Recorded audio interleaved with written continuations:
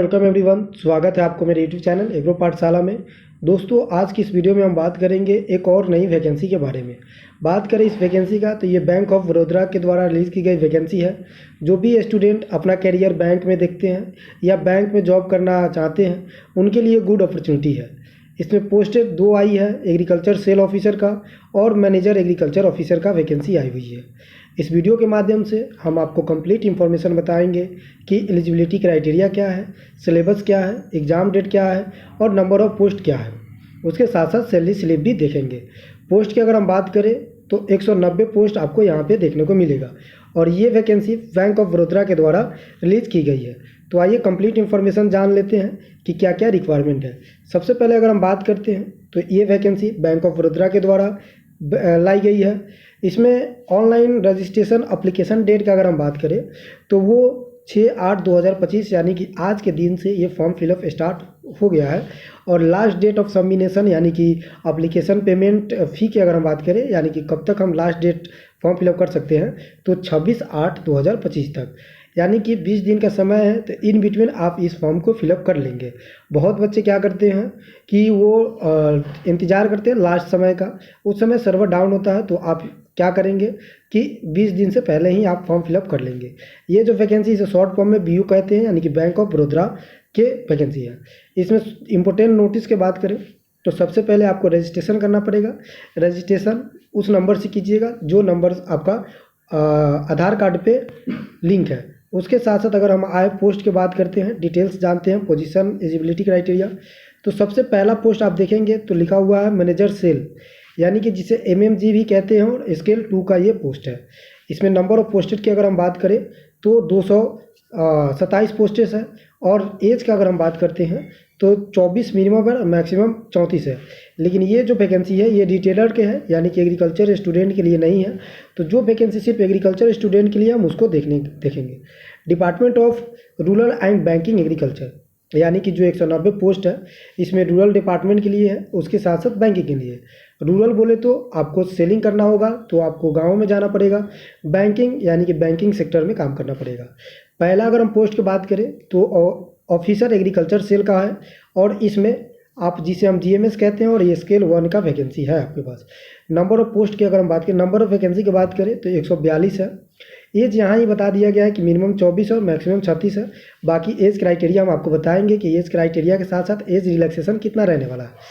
और मैंडेटरी यानी कि एलिजिबिलिटी क्राइटेरिया, एजुकेशन क्वालिफिकेशन की अगर हम बात करें तो इसमें वैसे बच्चे फॉर्म फिलअप कर सकते हैं जिन्होंने अपना 4 साल का ग्रेजुएशन यानी कि 4 ईयर ग्रेजुएशन एग्रीकल्चर में, हॉर्टिकल्चर में, एनिमल हस्बेंड्री में, veterinary science, dairy technology, fisheries science, pisciculture, agriculture marketing, cooperative and banking facility या उसके साथ साथ agro forestry, BTech agriculture, food science से भी अगर आप ग्रेजुएशन किए हुए हैं तो आप इस फॉर्म को फिलअप कर सकते हैं। यानी कि कुल मिला के ये है कि आपने एग्रीकल्चर में ग्रेजुएशन एग्रीकल्चर के किसी भी स्ट्रीम से किए हो, चाहे वो हॉर्टिकल्चर से हो, चाहे वो फिशरीज से हो, चाहे वो वेटनरी साइंस से हो, तो आप ये फॉर्म फिलअप कर सकते हैं। वहीं अब बात करें दूसरे पोस्ट का तो दूसरे पोस्ट का नाम है मैनेजर एग्रीकल्चर सेल, यानी कि जो एग्रीकल्चर सेल है उसका मैनेजर आपको बनाया जाएगा। इसको MMG कहते हैं और स्केल 2 का ये पोस्ट है। नंबर ऑफ वैकेंसी की बात करें तो यहाँ पे 48 है। और एज क्राइटेरिया की अगर बात करते हैं तो मिनिमम 26 है और मैक्सिमम 42 है। बाकी हम आपको एज रिलैक्सेशन बताएंगे कि एज रिलैक्सेशन इसमें कितना मिलने वाला है। ये जो वैकेंसी है मैनेजर एग्रीकल्चर सेल का, ये एग्रीकल्चर के स्टूडेंट जिन्होंने एग्रीकल्चर कर रखा है, हॉर्टिकल्चर कर रखा है, ये नहीं डाल पाएंगे। ये वही स्टूडेंट डाल पाएंगे जो agriculture, food technology, dairy technology, agriculture engineering, sericulture या फिशरी। यानी कि कुल मिला के ये बता कि एग्रीकल्चर इन माइनर सब्जेक्ट में अगर आप किए हो तो आप सेकेंड वाला फॉर्म भी फिलअप कर सकते हो। एक स्टूडेंट एक ही पोस्ट के लिए एलिजिबल होगा, एक ही पोस्ट के लिए फॉर्म फिल कर सकता है। बाकी अगर हम बात करते हैं आगे की तरफ, बाकी अगर देखते हैं इसके आगे की प्रोसेस के, तो इसमें आपके पास जो एग्रीकल्चर ऑफिसर सेल के जो वैकेंसी है वो तो 142 सीट है, ठीक है। इसमें जो मैंडेटरी था वो हम देख लिया। अब इसमें जो रिक्वायरमेंट है ये मिनिमम 1 साल का एक्सपीरियंस होना चाहिए। अब मिनिमम 1 साल का एक्सपीरियंस कैसा होना चाहिए, तो आप किसी एग्रीकल्चर सेल मार्केटिंग में अगर आप काम किए हो या फिर किसी बैंक में काम किए हो तो आप यहाँ पे अपना जो एक्सपीरियंस सर्टिफिकेट है आप लगा सकते हो, फॉर्म फिलअप कर सकते हो। बाकी मैं एक और नोट्स बता दूं कि फ्रेशर यहाँ एलिजिबल नहीं है।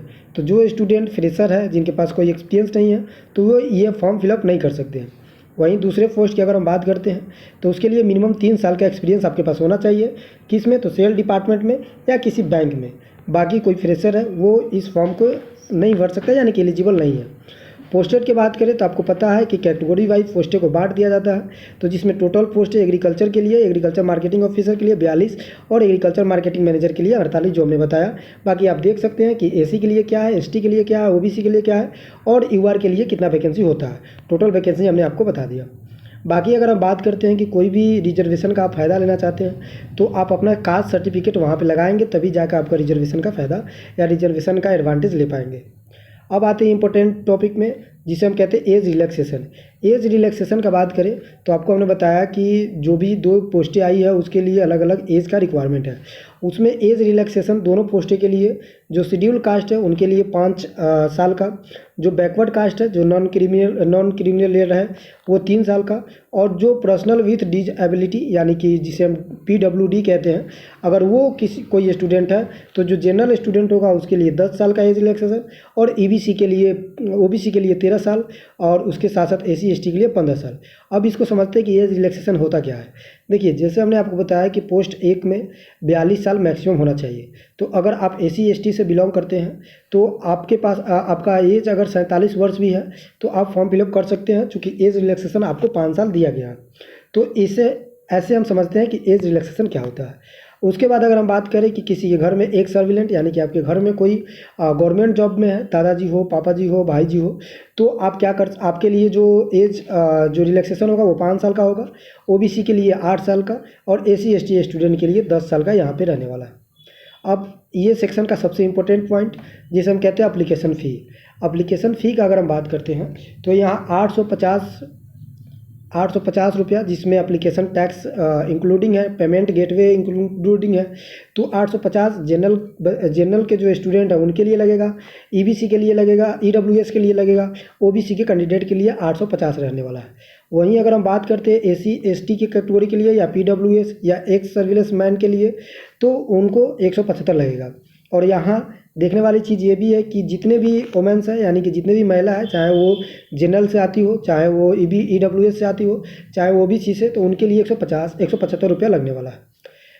लोकेशन ऑफ पोजीशन का बात करें, location of position that means कि आपका जब जॉब लगेगा तो लोकेशन कहाँ होगा, तो ये पैन इंडिया यानी कि सारे इंडिया के किसी भी लोकेशन में, किसी भी स्टेट में आपको पोस्टिंग कर दिया जाएगा। वहीं पे स्केल की अगर हम बात करते हैं तो पे स्केल आपको फर्स्ट पोजीशन के लिए, यानी कि JMS यानी कि जो स्केल 1 का था एग्रीकल्चर शेयर मार्केटिंग के, उसके लिए आपको 48,480 रुपया मिलेगा। और इसमें जैसे जैसे आप प्रमोशन पाते हैं वैसे वैसे आपको सैलरी बढ़ेगा, और वो सैलरी बढ़कर 85,990 रुपया 20 रुपया हो जाएगा। वहीं अगर हम सेकेंड जॉब की बात करें, जिसे एग्रीकल्चर मैनेजर सेल का अगर हम बात करते हैं, तो उसमें आपको 64,000 रुपया मिलेगा, और फिर ये जैसे प्रमोशन पाते हैं तो बढ़ते जाएगा, और ये बढ़कर 93,960 हो जाएगा। तो ये हमारा रहा स्केल ऑफ पे, यानी कि कितना आपको पेमेंट होने वाला। अब फिर आगे देख लेते हैं कि आगे क्या क्या प्रोसीजर है। आगे का जो प्रोसीजर है वो है प्रोबेशन पीरियड। अब प्रोबेशन पीरियड क्या होता है भाई?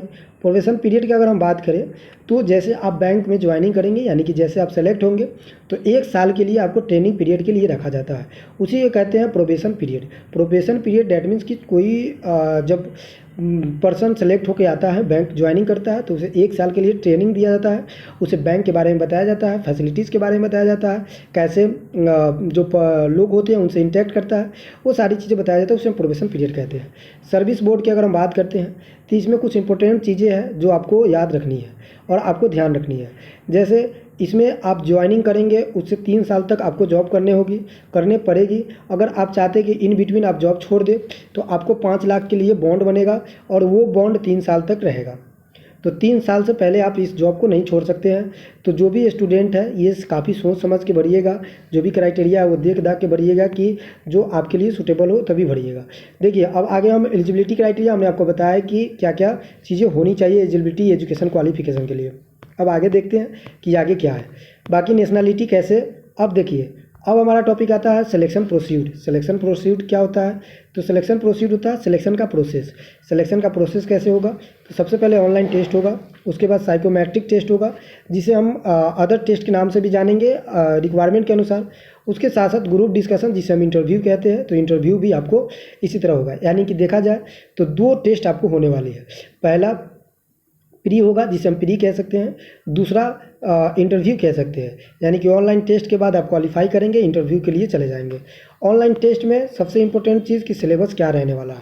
इतना चीज़ तो हमने जाना, लेकिन सिलेबस क्या रहेगा वो चीज़ें हम समझ लेते हैं कि सिलेबस क्या रहेगा। देखिए सिलेबस की अगर हम बात करते हैं तो सबसे पहले आता है रीजनिंग, उसके बाद आता है इंग्लिश, उसके बाद आता है क्वांटिटी एप्टीट्यूड और उसके बाद आता है पर्सनल नॉलेज।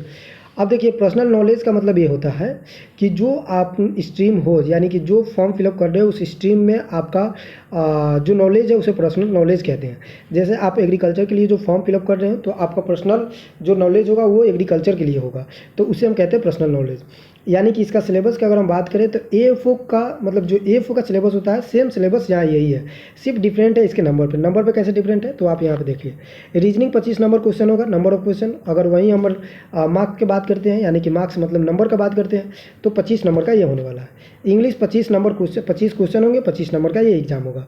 क्वांटिटी एप्टीट्यूड जिसे मैथ कहते हैं वो 25 नंबर का होगा और 25 क्वेश्चन होंगे।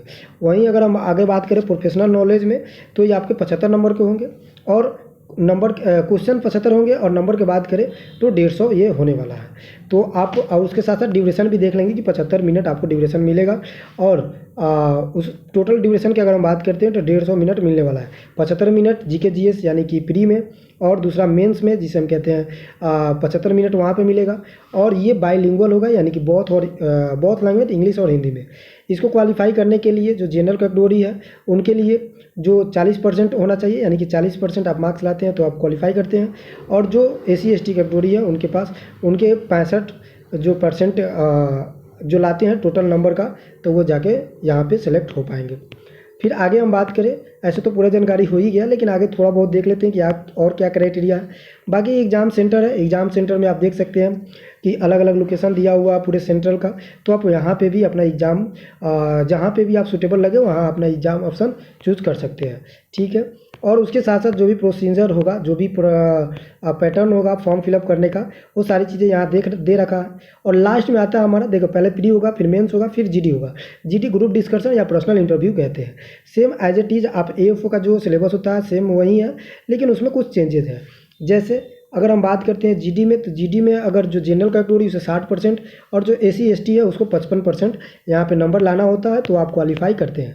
बाकी ये रहा हमारा कंप्लीट इन्फॉर्मेशन। ये डॉक्यूमेंट के बारे में है तो आप देख लेंगे, हमने आपको डिस्क्रिप्शन में लिंक दिया है तो लिंक से भी देख सकते हैं। बाकी अगर आपको कोई डाउट लगता है, कोई भी चीज़ें होती है जब फॉर्म फिलअप करते हैं उस समय, तो आप क्या करेंगे, डायरेक्ट हमें मैसेज कर सकते हैं। और उसके साथ साथ हम आपको 8076921823 ये फ़ोन नंबर लेकर आप डायरेक्ट मैसेज भी कर सकते हैं या डायरेक्ट डीएम भी कर सकते हैं। तो किसी भी प्रकार का अगर आपको प्रॉब्लम होता है एग्रीकल्चर से रिलेटेड, एग्रीकल्चर करियर से रिलेटेड, आप हमें कॉल करें, आपको सारी चीज़ें बता दी जाएगी। और इसके साथ साथ फॉर्म फिलअप करने में भी अगर कोई दिक्कत आ रही है तो आप कॉल और मैसेज कर सकते हैं।